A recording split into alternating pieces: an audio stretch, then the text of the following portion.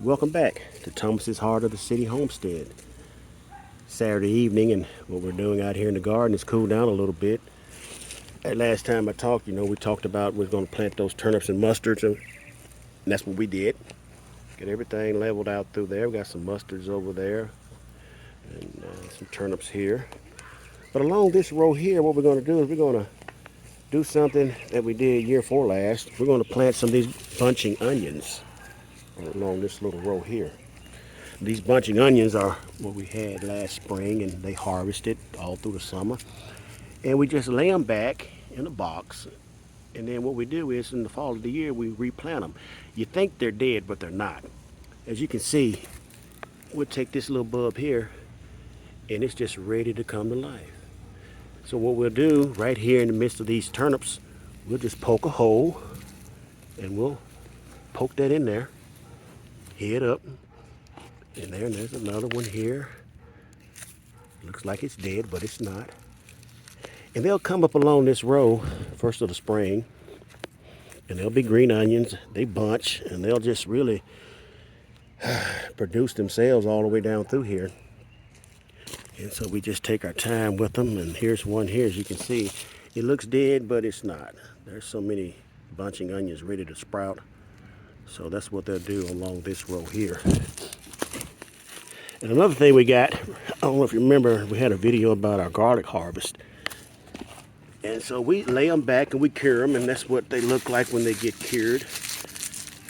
And you can break them open, and you'll have garlic that you can use in your recipes.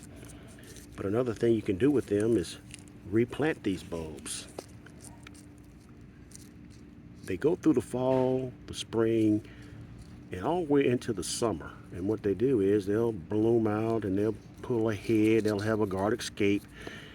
But you'll have garlic all year round. Always just save these back and replant them. And so you'll always have garlic if you need it. Stay out of those stores if you like. And what we're going to do with these garlic, we're going to pull them up. We got several that we can plant, but I'm just going to show you where we're going to plant them.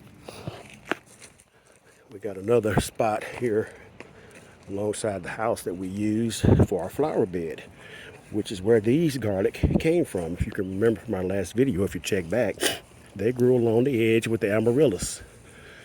And so what we've done now is we've tilled all that up alongside the elephant ears, and that's the amaryllis.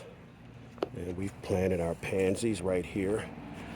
So instead of planting them in the front like we did last time, we're going to plant them in the back, right alongside these elephant ears where they have plenty of room to grow. And the only way you have to be concerned with when you plant garlic is always plant it head side up. You don't want to plant it bottom side up because that's where the roots grow, right there. So just poke your hole.